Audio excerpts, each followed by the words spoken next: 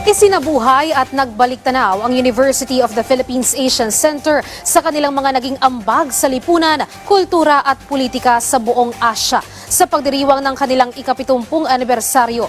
Yan ang ulat ni Denise Osorio. Sa temang muli, ipinagdiwang ng University of the Philippines Asian Center ang kanilang ika-70 anibersaryo kagabi.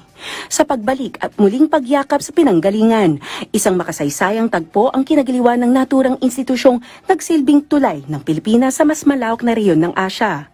Sa loob ng 7 dekada, nanatiling mahalaga ang UP Asian Center sa pananaliksik, cultural exchange at academic collaboration na nag-aambag sa mas malalim na pag-unawa ng bansa sa lipunan, kultura at politika sa buong Asya.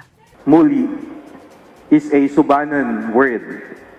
Subanan languages are spoken in the Zamboanga Peninsula, which means to return home, and is homonymous to the Filipino word muli, translated in English as once again.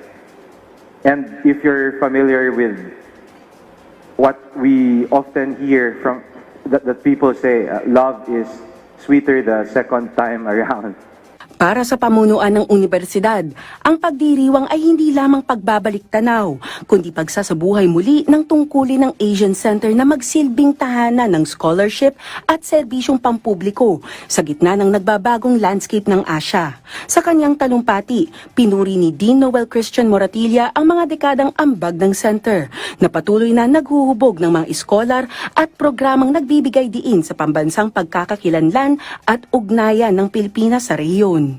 I feel that it's more imperative now, given the occasional challenges to otherwise peaceful and mutually beneficial coexistence among nations and societies in this part of the world, that it be emphasized that the Asian Center will continue to be a forum for the robust exchange of insights, arguments, and experiences, without prejudice and guided by the intersecting interests of the university and the nation at large.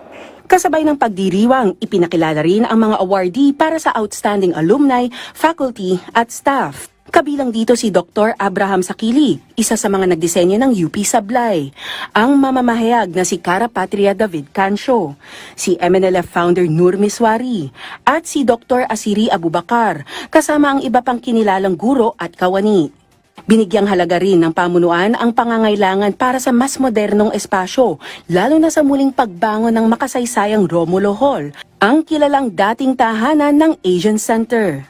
We cannot deny also the historical and cultural significance of Romulo. It actually served as the house of the Asian Center during the PICAS days, and everybody of course is familiar with PICAS, diba? Its history.